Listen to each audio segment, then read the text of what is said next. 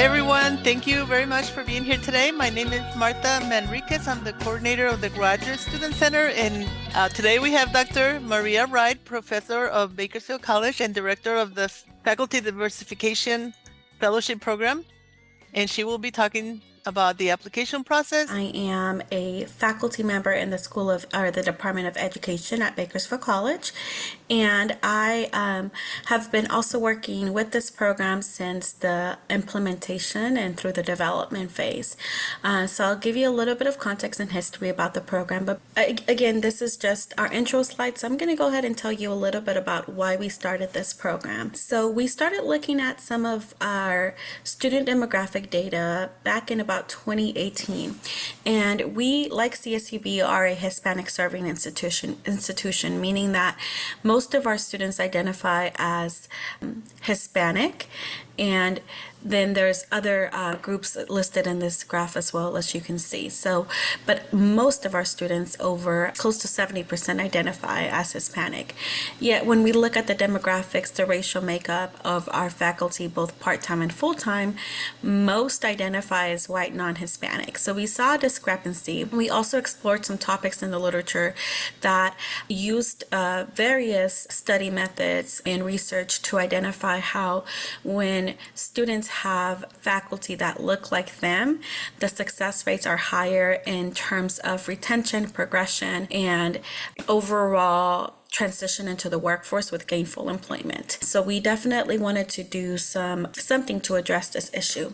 So back in 2019, we applied to be part of the Aspire Alliance, which is part of a hub of other efforts led through the National Science Foundation. And we received a small grant to start the program, specifically targeting folks that are getting their graduate degrees in STEM disciplines. So the goal is to identify graduate students that are interested in teaching at a community college, specifically those from marginalized communities, and then to help them or introduce them to the role of teaching and what that is like specifically, again, at a two-year college or a community college. So that's where we started. And then most recently in 2022, we received larger funding to expand to other disciplines and to increase the number of fellows that we were supporting through the program. So our goal is to work with target Black, Indigenous, and people of color, so BIPOC, with limited teaching experience. So that can mean that you have some teaching experience, but very little in the community college or none at all. And then we want to broaden participation by including people that may not otherwise have had the opportunity to gain exposure to this role. Ultimately, create a pipeline for folks that are wanting to come to the community college as faculty. So there's some program outcomes and objectives that we have listed out. I'm not going to go through them because they are similar to the goals of both of the funders that help facilitate our work, but I do have it listed here for your reference. So if you want to take a look at it, it's listed on our website, and this PowerPoint will also be shared with you. Okay, so in this screen, I'm going to talk about the program model. So what does it look like to be part of the fellowship? So let's say you apply because you're interested in teaching at a community college, and Megan, I'm going to pick on you again. Let's say that Megan is interested in teaching within our biology department. So Megan will submit her application, and if she is selected, she would then be partnered with a faculty mentor in her discipline, and she would be joining us right before the start of the term for our what we call our launch pad. And that is where we have our professional development days at the college, and we would invite you to attend our program orientation, and we would also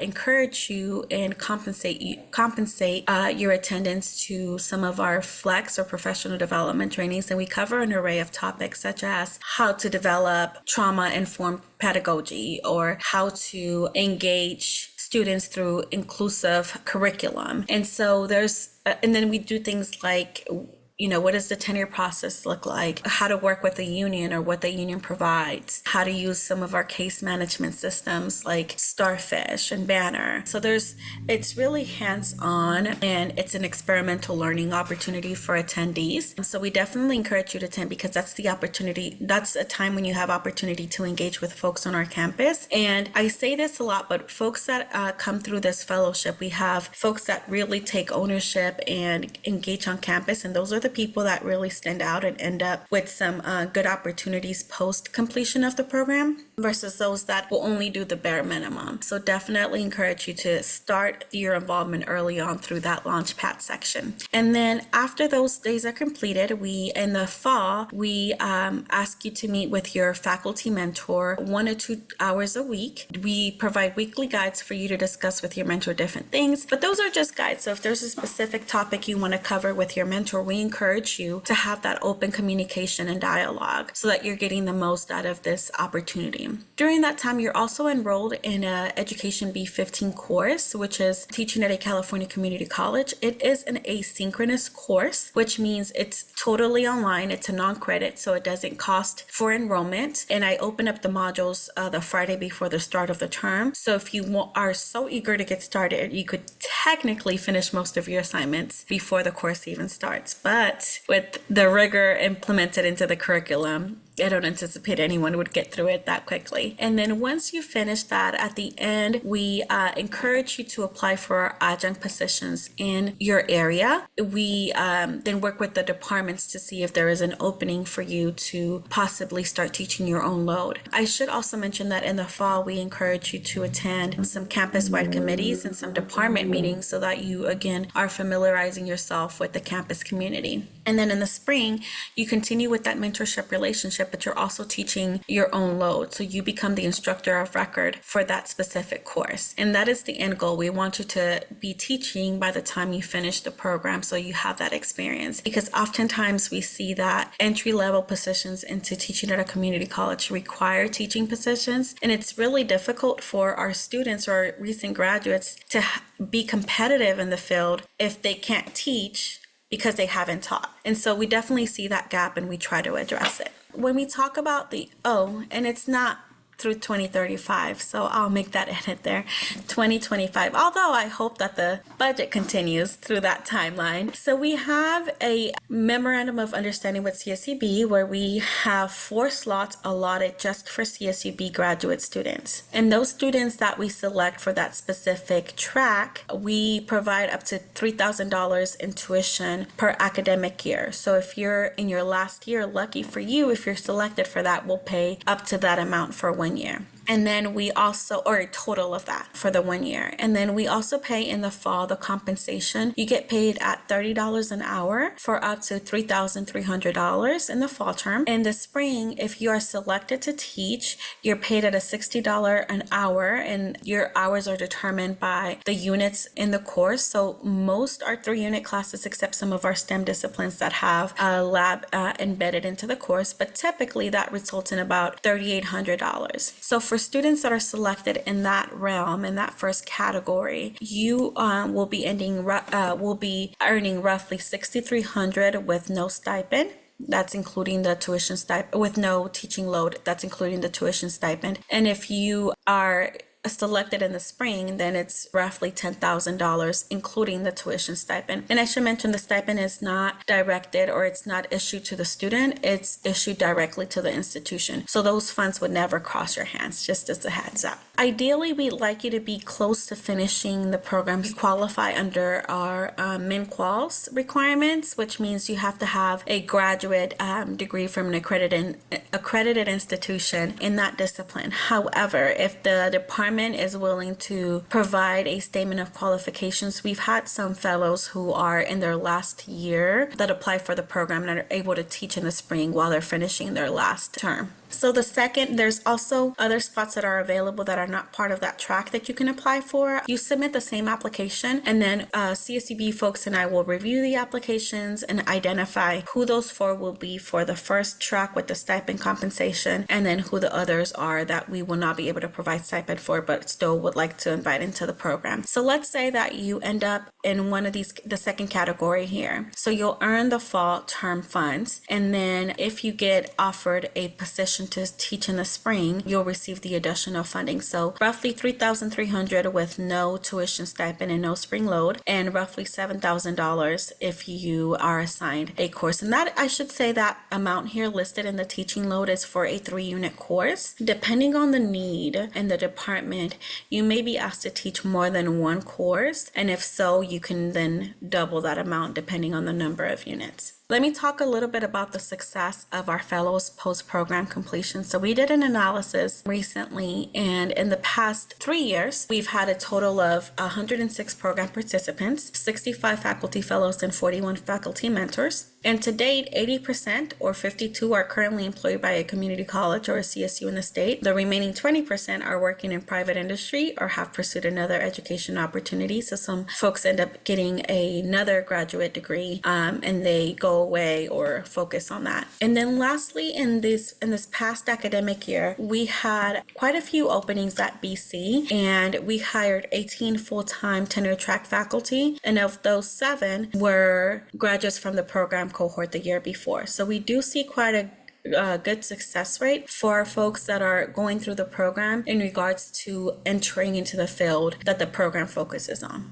And this is a couple of word clouds with some feedback from a couple of surveys that we conducted. And as you can see, there's different words that stand out, things like faculty, mentor, course, great, education, design. So these are some of the things that pop out when we look at the feedback that we received from our students.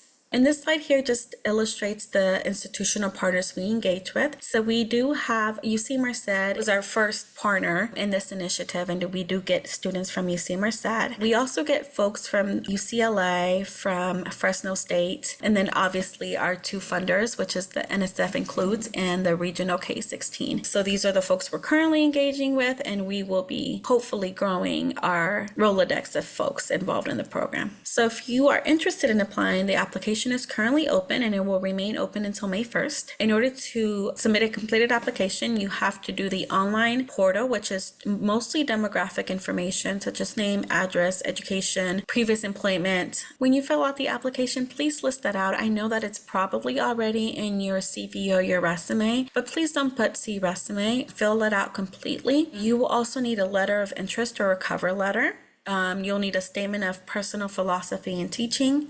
You have to develop a sample syllabi. So if you are wanting to teach a course, you'll develop what that syllabi will look like. And I believe Martha has a template for you. I'm also happy to share any of my syllabi if you need one, but I definitely encourage you to get one from someone in your discipline so you have an idea of what they are expecting or what those look like for people teaching in your area. And lastly, I have some information here about some links. We have a Canvas page. We also have our website, both a programmatic and institutional. My email is linked, and as well as the employment application. It does take a good amount of time commitment. So that's why we want you to be close to finishing your program so you have the time and the energy to commit to the program, because it does require not only the involvement in the course, but with your mentor, and you're having to align your life to their availability. And so I don't want to be misleading about the commitment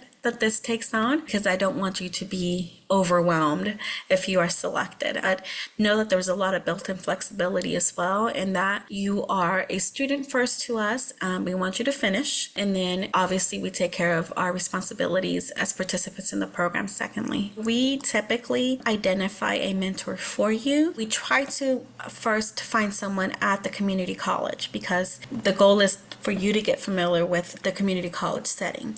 However, we do have some faculty that have, from CSUB, that have identified an interest in providing mentorship. So if there's someone at CSUB that you're interested in working with, you can definitely reach out to me and just let me know who that person is, and I can coordinate with Martha to see if they're on our list of interested faculty. Just know that that also is going to limit your presence on campus, for lack of better terms, because they're not necessarily connected with the department. So when it comes time for election of new adjuncts, they don't have the ability to weigh in on that decision. Not that it's a bad thing. If your goal is to be at the CSU, then that's a really good option too. And we have some great faculty mentors that we've worked with recently.